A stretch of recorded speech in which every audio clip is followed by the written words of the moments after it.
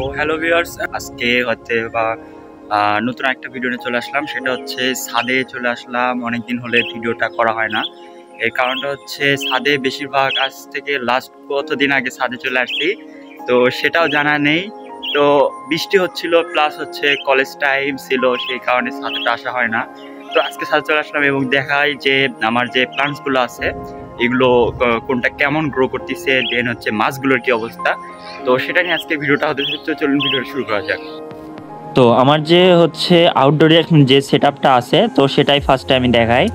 তো আমার যে সেটআপে এটাতে কিন্তু আমার পুরোটাই মাটির চারি এবং হচ্ছে পুরোটাতে গার্ডেন সয়েল ব্যবহার করা আছে।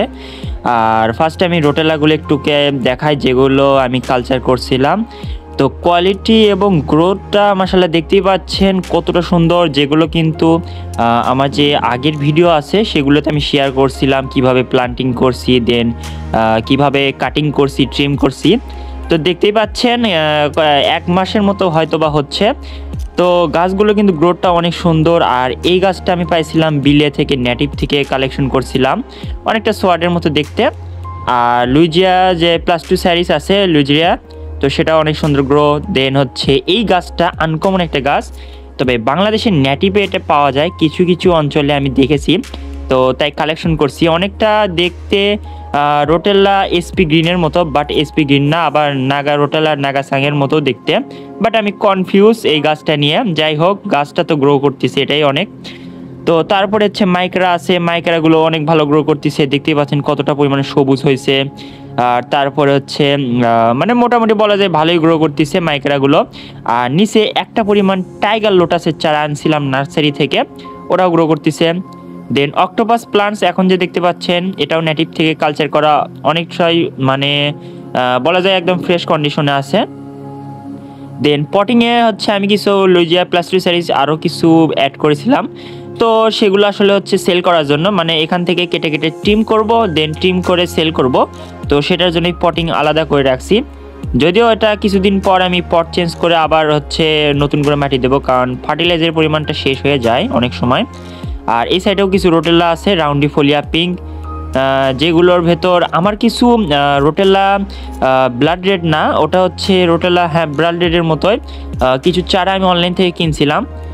তো দেন ওই চারাটাও এগুলোর ভেতরেই আছে, কারণ মিক্স হয়ে গেছে উইদাউট CO2-তে, সবগুলোই প্রায় সবুজ কালারের মতো হয়ে আছে। দেন কিছু কিছু আর ট্যাঙ্কে প্রচুর পরিমাণে অ্যালগি হয়েছে। এর কারণ হচ্ছে আমার ছাদে একদমই ডাইরেক্ট সানলাইট পড়ে, আর সেগুলোর কারণেই তো অ্যালগিটা হবে, এটাই স্বাভাবিক। কিন্তু অ্যালগি হোক সমস্যা নেই, প্লান্টস কিন্তু মাশাআল্লাহ অনেক ভালোই গ্রো করতেছে। তো দেখতেই পাচ্ছেন হেয়ার অ্যালগি কতটা পরিমাণে, এরকম প্রায় 2 থেকে 3 দিন পর পরে আমাকে তুলে তুলে ফেলে দিতে হয়।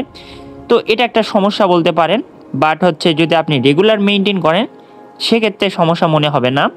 আর ট্যাঙ্কে গাপ্পি, মলি এগুলো অ্যাড করে দিতে পারেন, যেন হেয়ার অ্যালগি প্রচুর এরা খায়। তো এটা হচ্ছে রেড টেল প্লাটিনামের হচ্ছে মেল। তো কোয়ালিটি মাশাআল্লাহ ঠিকঠাকই আছে। তো ফিশ এখন স্টকে তেমন একটা নেই, এখন জাস্ট বেবি আছে। যদি কেউ বেবি টাইপের নিতে চান তাহলে ইনবক্স করতে পারেন। আর অ্যাডাল্ট সাইজ বলতে এখন হচ্ছে জাস্ট ফিমেলগুলো আছে, মেলগুলো সব সেল করা হয়ে গেছে। এই তো গাপ্পি নিয়েও তো ইন্টারেস্ট দেখাচ্ছি না, কারণ হচ্ছে বেবিগুলো বড় হোক তারপরে আবার সেল করা স্টার্ট করব। আর হচ্ছে জঙ্গল ভ্যাল আছে এই সাইডের দিকে। জঙ্গল ভ্যাল এমনিও গ্রো করে, আপনি যেখানে রাখবেন সেখানেই গ্রো করবে, জাস্ট একটু মাটি পাইলেই হলো। জঙ্গল ভ্যাল যেহেতু রিভারে হয়, নেটিভ প্লান্টস বাংলাদেশি, অনেক ভালো গ্রো করে, ট্যাঙ্কে মেনটেন করলে অনেক ভালো। আর সেক্রেটারিয়া কিছু অ্যাড করেছিলাম, সেক্রেটারিয়া তো জানেনি একটু মাটি আর লোটেক প্লান্টস কার্পেট হতে বেশি সময় নেয় না। তো সেক্ষেত্রে কার্পেট হচ্ছে এখন, ওখান থেকে আপনি যদি চাষ করতে চান সেক্ষেত্রে টিম করে করে চাষ করতে পারেন। দেন আমার যে আরেকটা ট্যাঙ্ক সেটআপ আছে, তো সেখানে আমি চলে গেলাম। তো দেখতে পাচ্ছেন আমার যে নেটিভ প্লান্টস এখানে বেশি আছে, এটা হচ্ছে আমাদের বাংলাদেশি নেটিভ প্লান্টস লুইজেরিয়া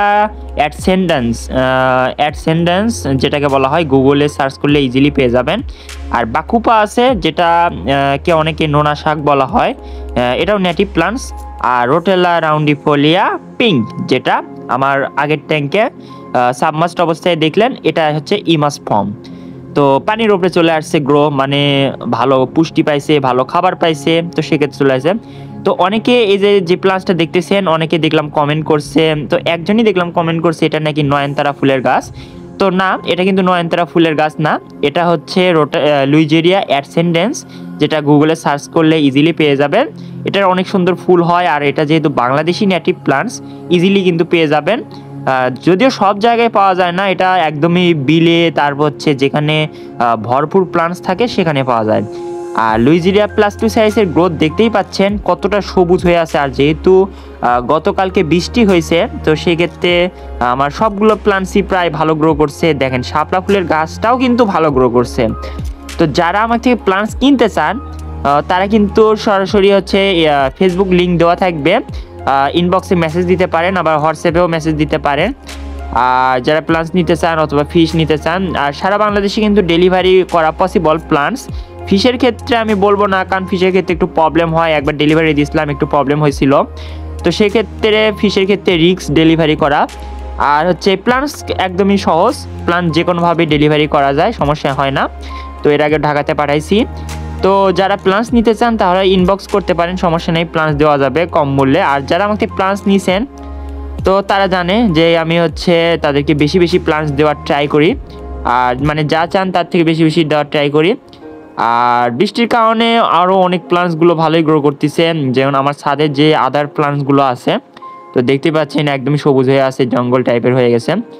আর এই প্লান্টসটা আমার টেরারিয়ামের জন্য বেস্ট, আমার রুমেও কিন্তু আছে এই প্লান্টসটা, বাট আউটডোরে এর সব থেকে ভালো গ্রোথ হয়। এর কারণ হচ্ছে বাইরের পরিবেশে অনেক ভালো গ্রো করে।